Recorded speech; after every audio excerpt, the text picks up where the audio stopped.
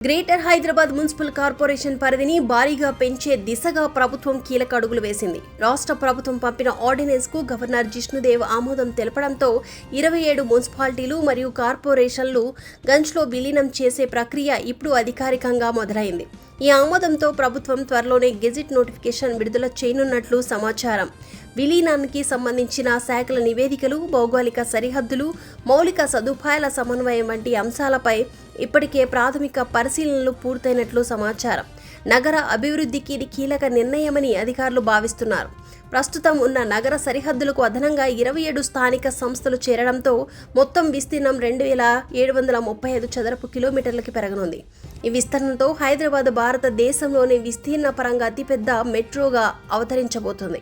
విలీన ప్రాంతాల్లో రాబోయే కాలంలో రోడ్లు, కాలువలు, డ్రైనేజ్, స్ట్రీట్ లైట్స్, చెత్త సేకరణ వంటి సేవలను గంజ్ ప్రమాణాలకు అనుగుణంగా విస్తరించే ప్రయత్నాలు ప్రభుత్వ ప్రాధాన్యతగా తీసుకోబోతున్నాయి.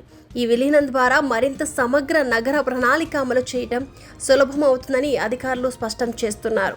భవిష్యత్తు పట్టణ నిర్మాణంలో హైదరాబాద్ జాతీయ స్థాయిలో మరింత ప్రాధాన్యత పొందే అవకాశం ఉన్నట్లు తెలుస్తుంది. మహానగర పరిధిలోకి చేరుతున్న ప్రాంతాలకు మెరుగైన పబ్లిక్ సర్వీసులు, శుద్ధ నీటి సరఫరా, వ్యర్థాల నిర్వహణ వంటి సౌకర్యాలు అందే అవకాశం ఉంది.